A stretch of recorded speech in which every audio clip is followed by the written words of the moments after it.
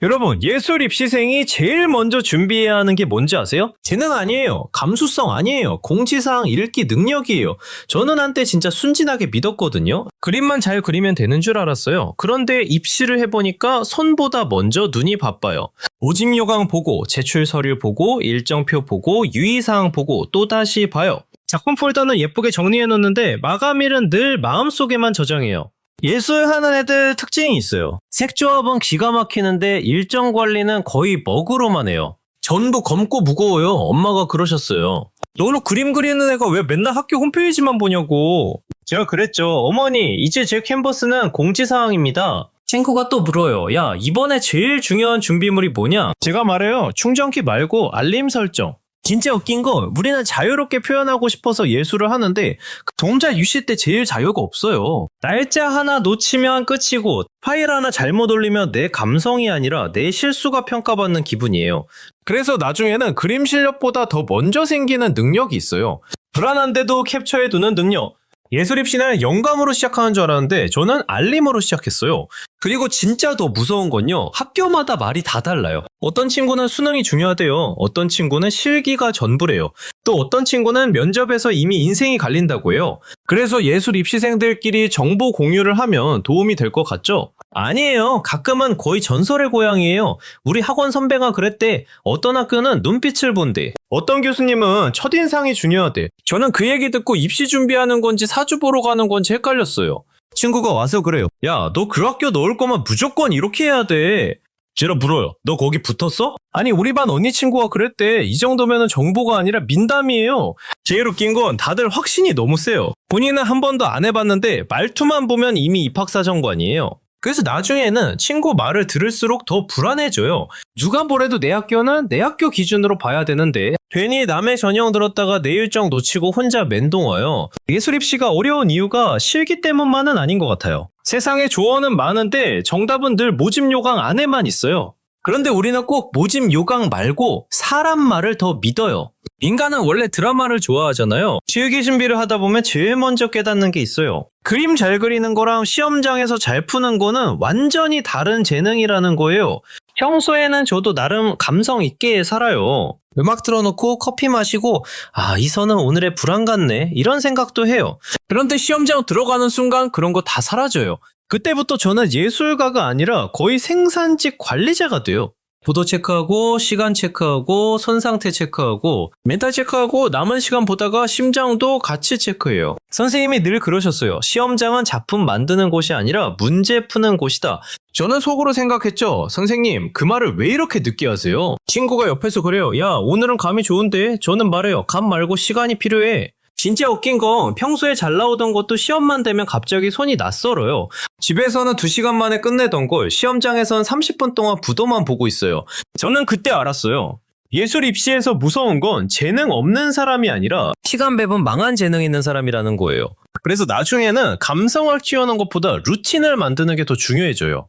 몇 번의 스케치, 몇 번의 채우기, 몇 번의 정리. 결국 예술도 반복이더라고요. 저는 낭만을 배우러 왔는데 제일 먼저 배운 건 작업 공정표였어요. 그리고 입시하다 보면 갑자기 내가 예술가인지 행정 인턴인지 헷갈리는 순간이 와요. 치우기만 하면 될 줄 알았는데 어느 날부터 서류를 쓰고 있어요. 자소서 정리하고 활동 정리하고 포트폴리오 순서 맞추고 파일명까지 맞추고 있으면 진짜 이상해요.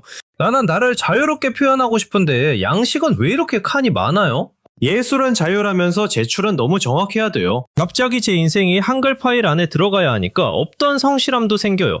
엄마가 옆에서 물어요. 너는 그림 그리는 애 아니었냐? 왜 계속 문서만 만지냐? 제가 그러죠. 어머니, 오늘은 창작 말고 저장을 하고 있습니다. 친구가 또 말해요. 포트폴리오는 개성이 중요하지 않냐? 제가 답해요. 맞아. 근데 파일 형식 앞에서는 개성도 일단 눌러 저장해야 돼. 진짜 웃긴 건 보여주고 싶은 건 많은데 오히려 덜 쓰는 게 더 중요할 때가 있어요. 괜히 힘주다가 핵심이 안 보이고 나를 설명하려다 보니까 내가 제일 모르는 사람이 나인 것 같아요. 그래서 나중에는 깨달아요. 입시 서류는 나를 멋있게 포장하는 게 아니라 나를 정확하게 전달하는 거구나. 예술하는 사람들은 원래 하고 싶은 말이 많잖아요. 그런데 입시에서는 그 많은 말 중에 필요한 것만 남기는 게 실력이더라고요. 자유롭게 표현하라더니 결국 제일 어려운 건 절제였어요. 시험 당일이 되면요. 그때부터 예술은 잠깐 뒤로 가요. 진짜 앞에 오는 건 멘탈이에요. 평소에는 늦잠 자도 오늘 컨디션이 예술적이네 하고 넘기던 사람이 그날은 알람을 3개 맞춰요. 한 번 더 자면 낭만이 아니라 탈락이거든요. 저는 시험장 가는 길에 제일 예민해져요. 손은 멀쩡한지, 재료는 챙겼는지, 수험표는 있는지, 갑자기 내가 왜 이렇게 정상인처럼 살고 있지 싶어요. 예술 하겠다는 내가 제일 규칙적으로 움직이는 날이 바로 시험날이에요. 엄마가 아침에 그래요. 긴장하지 말고 평소처럼 해. 저는 속으로 생각해요. 어머니, 평소처럼 하면 큰일 납니다. 친구가 메시지 보내요. 나 너무 떨려. 제가 답해요. 나도 떨리는데 이미 도착해서 더 떨려. 시험장 분위기도 참 묘해요. 다들 조용한데 머릿속은 엄청 시끄러워 보여요. 누가 기침만 해도 괜히 불안하고 감독관 발소리만 들어도 시간이 줄어드는 느낌이에요.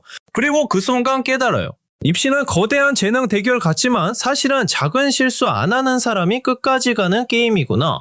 그래서 예술 입시생이 조심해야 할 건 거창한 부족함보다 사소한 방심이에요. 저는 그날 처음 알았어요. 예술의 전당보다 무서운 건 시험장 앞 10분이라는 거예요. 요즘 예술 입시생들 제일 무서운 게 뭔지 아세요? 실기시험도 아니고 옆자리 천재도 아니고 인스타예요. 저는 원래 공부하다가 잠깐 쉬려고 핸드폰을 보거든요. 그런데 쉬는 게 아니라 더 불안해져요. 누군가는 새벽 3시까지 작업했다 올리고, 누군가는 포트폴리오 3번째 수정본이라고 올리고, 또 누군가는 망했다는데 사진은 너무 잘 나왔어요.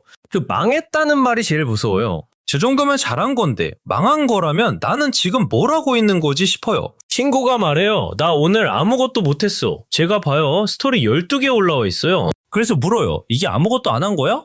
친구가 그러죠. 응, 계획한 거보다 덜 했어. 그 말을 듣는 순간 제 자존감이 자동 로그아웃돼요. 진짜 웃긴 건 비교가 시작되면 손이 멈춰요. 남이 얼마나 했는지 보느라 내 종이는 안 보게 돼요.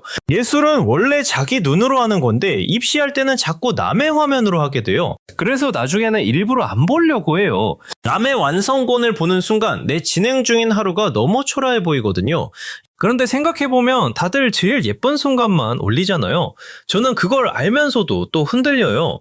예술 입시생의 진짜 적은 부족한 재능이 아니라 새로 고침하는 엄지일지도 몰라요. 서울에서 예술 입시 준비하면요. 실기만 힘든 게 아니에요. 3마리 다 같이 시험이에요. 학원비 나가죠, 재료비 나가죠, 교통비 나가죠. 밥값까지 나가면 어느 순간 내 통장에 제일 실험적인 작품이 돼 있어요. 저는 분명 그림을 준비하는데 자꾸 계산기를 더 많이 보게 돼요. 오늘은 뭘 그렸는지보다 오늘 얼마 썼는지가 더 선명해요. 예술은 추상적인데 카드값은 너무 구체적이에요. 그게 제일 슬퍼요. 엄마가 가끔 물어요. 재료는 왜 이렇게 자주 사냐? 제가 그러죠. 어머니, 예술은 마음으로 하는데 결제는 현실로 됩니다. 친구가 말해요.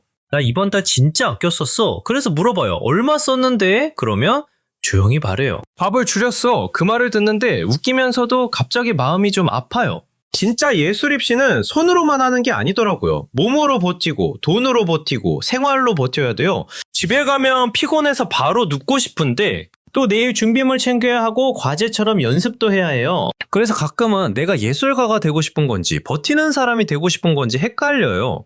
그런데 또 이상하게 계속하게 돼요. 이 생활이 힘든데도 포기 못하는 걸 보면 진짜 좋아하긴 하나 봐요.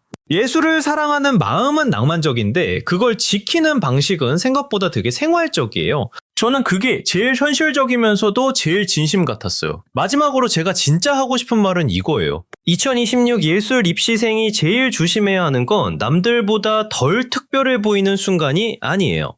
자기 페이스를 잃는 순간이에요. 입시하다 보면 자꾸 흔들려요. 쟤는 벌써 완성한 것 같고 나는 아직 부족한 것 같고 다들 나보다 더 진지해 보이거든요. 그런데 가만히 생각해보면 예술은 원래 속도로 하는 게 아니잖아요. 각자 자기 호흡이 있는데 입시만 시작하면 다 같이 같은 박자로 뛰려고 해요. 그게 제일 힘들어요. 친구가 그래요. 나 너무 늦은 것 같아. 제가 말해요. 우리 원래 예술하던 애들이야. 일정표 보면 다 늦어 보이는 애들. 그러면 다 같이 웃어요. 근데 그 웃음 뒤에 진짜가 있어요. 불안한데도 계속하는 사람만이 가진 웃음이요. 처음에 제가 그랬잖아요. 예술 입시는 영감보다 알림 설정이 먼저라고 끝까지 해보니까 진짜 그렇더라고요. 거창한 재능보다 중요한 건 오늘 해야 할 걸 확인하고 내일도 다시 앉는 거였어요. 특별한 한 장면보다 지루한 하루를 견디는 힘이 더 필요했어요. 그래서 지금 좀 흔들려도 괜찮아요. 불안한 채로 해도 돼요. 중요한 건 남들처럼 보이는 게 아니라 끝까지 나답게 가는 거예요. 예술 입시는 결국 잘하는 사람보다 안 놓치는 사람이 오래 가더라고요.